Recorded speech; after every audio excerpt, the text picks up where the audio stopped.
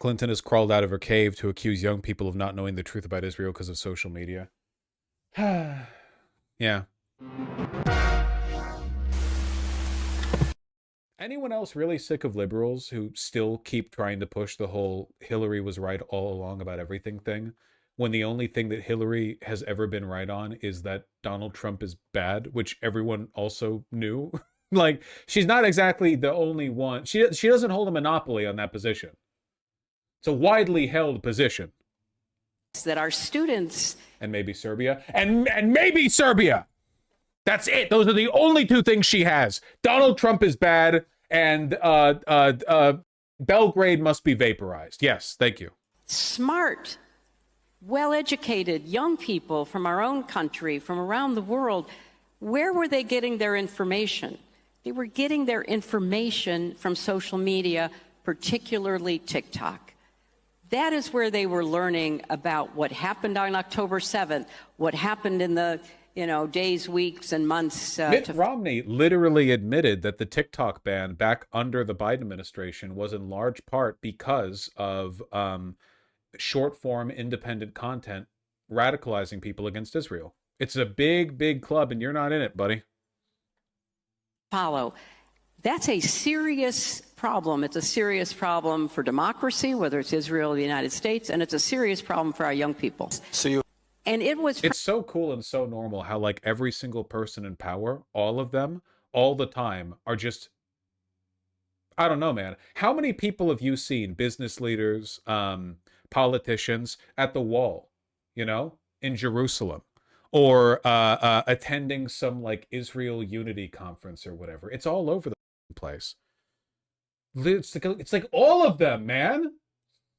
Frankly, shocking to me how little the students we were encountering, not only in this class we teach, which is a very large class, international relations about crisis decision making, but students more generally. And that's why I mentioned the social media piece. In his final weeks in office, Eric Adams, quote, prohibits city agency heads and staff from engaging in, quote, any policy that discriminates against the state of Israel, Israeli citizens based on their national origin, or individuals or entities based on their association with Israel. Nice, gotcha. Wonderful. I really do feel bad for Jewish people, man. They're getting roped up in so much nasty shit. Like, can you imagine if they did this with, like, black people or something? All the world's most evil people in America, or I guess all of America's most evil people, all of them, regardless of political affiliation, race, gender, nationality, age, all of them, every time they did something evil, just openly evil, they're stomping on a baby on TV. They're like, I'm doing this because of black people. I'm doing this for black people. I don't know. I feel like this gotta be really frustrating as a black people. This, like, can you stop? Please? Discussion. It was very difficult because they did not know history. They had very little context. And what they were being told on social media was not just one-sided, it was pure propaganda. And so when you think about how to tell Israel's... It's just shit like this, man. I don't know. Hey, every single political leader has to show up and do events like this. And, oh, you want to be the New York City mayor? Well, here's your 17 opponents. Every single one of them is wearing a little yellow ribbon flag on their a pin on their chest. And every single one of them, when asked what's the first thing you're going to do if you become mayor? I think I'm going to go over to Israel. Yep. Gonna go over there and kiss the wall. Yep. First thing I'm going to do. Yep. Yes, sir. Get around the Mamdani. What are you going to do, Mamdani? I don't know. Stay here in New York City. What the fuck did you just say? So when you think about how to tell Israel's story, and it's important. Shit like this just prints groypers on a 3D printer. Literally, man. It's like when Nick Fuentes ends up winning in 2032, I'm blaming these people, okay? Jesus Christ. You have to know so much about the way the world works to interpret all this information in a non-anti-Semitic way. Can you imagine growing up in a world where they're stomping on babies saying, I'm doing this for black people bit? You've got like 6-year-old kids looking up at their mom. Mommy, why are black people making them stomp on babies? I don't know. I don't know, little Timmy.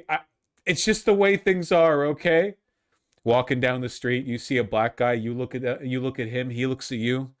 There's a it's you're just a couple feet apart, but in your souls there's a wide gulf. It's nasty stuff. It's not just looking internally, it's looking externally, and particularly looking at young people, because, you know, it's not just the usual suspects. It is a lot of young Jewish Americans who don't know the history and don't understand. I was talking to Condi Rice, and, you know, she said in an interview that I did... It's really inconvenient for them that a majority of young Jewish people are sympathetic to Palestinians, so now they have to pretend the reason why those young Jewish people are sympathetic is because they're misinformed. They can't even engage with the disagreement in good faith. Like, they can't even say we have differing opinions and values with regards to the state of Israel. They have to say, yeah, no, they're actually just bad Jews. They just don't know their own history, I guess. After the 20-point plan came out, she and I were on CBS, and she said, you know, when people were chanting from the river to the sea, she would ask the students, what river, what sea? They didn't know. I had the same experience. A lot of the challenge is with younger people. More than 50% of young people in America get their news from social media. So just pause on that for a second. They are seeing... All I can think about is that one lady who was up on stage saying Holocaust education is too good.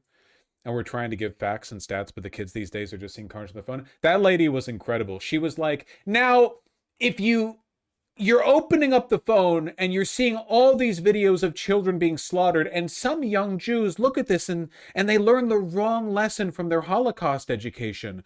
The wrong lesson that you've got this big, strong, powerful group like Germany or Israel, and then these weak, defenseless people being killed. But like, it's not like that though, you know? She was on another level. And again, like, none of this is moving the needle in their direction, which does make me wonder if this whole thing is like a Groyper deep plant. Does Hillary Clinton work for Nick Fuentes? Many inquiring minds would like to know the answer. Because listen, he's not doing shit for her career, but she's doing a lot for his. I'm gonna spend the rest of my fucking political career, however long that is, the rest of my advocacy, YouTube, whatever, having to like patiently explain to people how, in spite of how it looks, it's not the JQ. I know they're doing everything in their power to make it seem like it, but it's actually capitalism. If we go back to what you have to understand is that this could have happened to any group, right? It could have been Liberia, all right? Any American colonial, any extension of our colonial and capitalist interests could have been turned into the cultural wedge that we would then use as a justification for every evil fucking thing we want to do. In this timeline, it's Jews. It could have been Estonia. It could have been Kosovo. In a different timeline where Israel didn't exist, we turned Kosovo into the only democracy in the former Soviet Union, okay? Kosovo? Oh, I'd die for Kosovo. Everyone's going over there to the Kosovo wall. Every American president is like kneeling at the statue to Bill Clinton, you know? We're having like American Kosovar union talks every fucking day. Anytime anybody says anything even remotely anti-Kosovar, everyone's like, bro, what the fuck did you just say? Do you condemn Serbia? I do. Do you condemn Serbia? I do. I'm losing my fucking mind. Okay. But do you condemn Serbia? I really do. It's the thing you need to understand. I really, really do. However, maybe the Kosovar thing would actually work because unlike Israelis, the Kosovars have actually been there for longer than 60 years. Ethnically, the Albanians have actually been there for a long time, so this is so stupid. Not even the Turks can get rid of them. Why are you saying that? Like the Turks are competent? What's your implication there? Turks occupied Greece for like 500 years, and the nanosecond it fell apart, the Greeks were like, fucking hated you the whole time, duh.